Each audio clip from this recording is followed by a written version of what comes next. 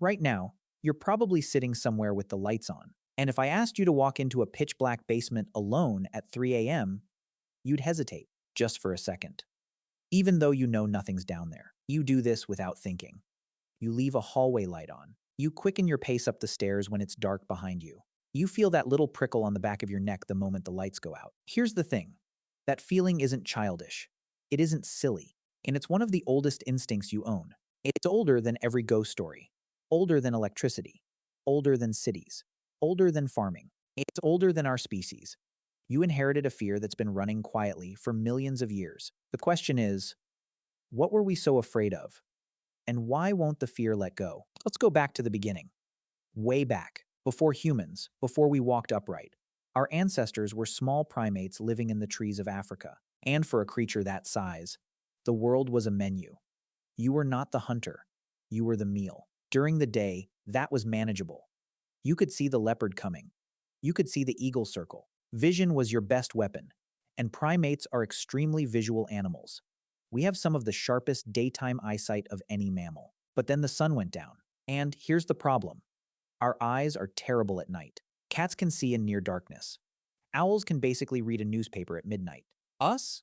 Once the light drops, we're helpless. We lose our single greatest survival tool the moment the world needs us to use it most. So the dark wasn't just uncomfortable.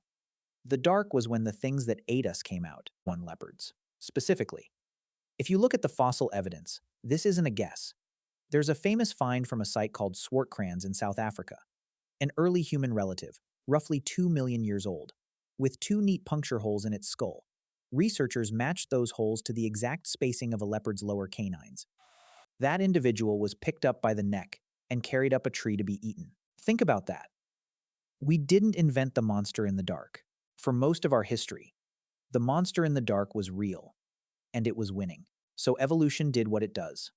The individuals who felt a jolt of fear at nightfall, who got nervous, who wanted walls around them, who stayed alert, those were the ones who survived to have kids.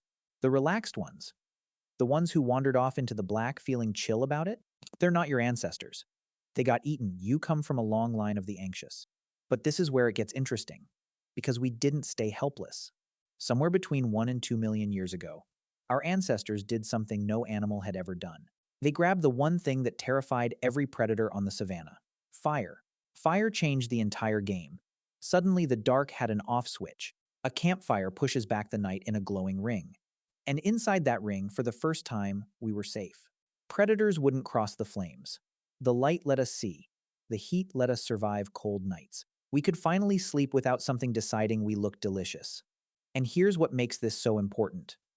Fire didn't just protect us. It rewired what it means to be human. Because now we had time. Hours of it. The sun went down, but the day didn't end anymore. Anthropologists who study modern hunter-gatherer groups, like the work done with the Sand people of the Kalahari, found something fascinating. The conversations around the daytime fire are practical. Who's hunting where? What needs fixing?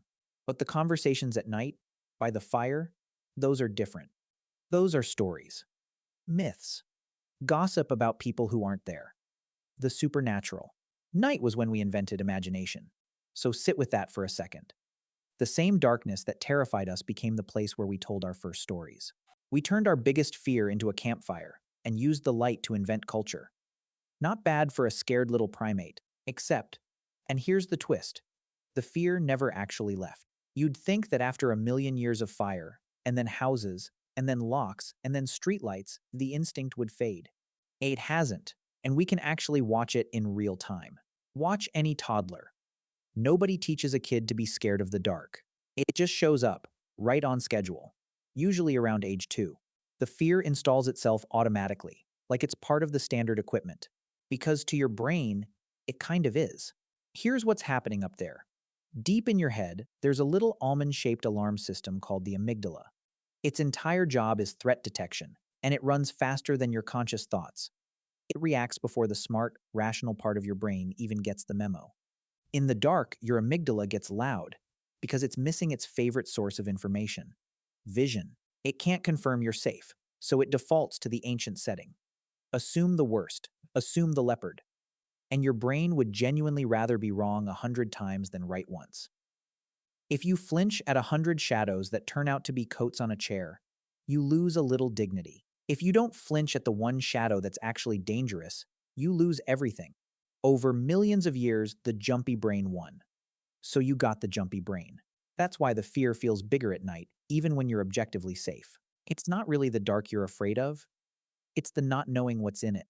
The dark is just a blank screen, and your brain has spent 2 million years filling that screen with predators.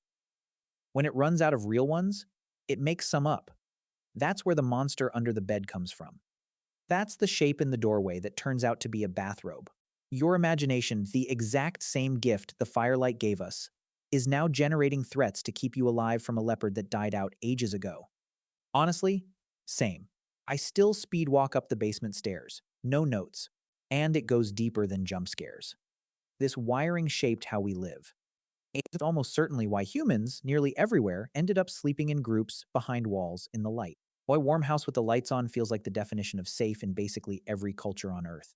We built entire civilizations partly to keep the dark out. Cities glow at night now. From space, our whole planet lights up. That's a 2 million-year-old fear, wired into the electrical grid. So here's the full picture. A small primate in the trees, terrified of what hunted it at night. A leopard's teeth in a 2 million-year-old skull, a fear so useful that only the nervous survived. A single campfire that turned the dark into safety, and then into stories. A tiny alarm in your brain that never got the memo the danger's gone. And a toddler, tonight, somewhere, discovering the exact same fear for the very first time. So the next time the lights go out and you feel that little prickle on your neck, the one you're slightly embarrassed about, don't be. That's not weakness. That's 2 million years of ancestors who survived the night, tapping you on the shoulder, whispering the oldest advice we have. Stay near the light.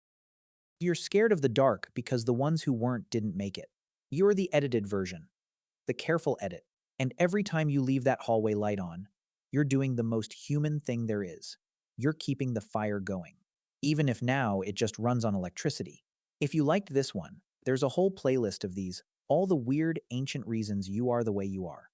The dark's a good place to start. Stick around.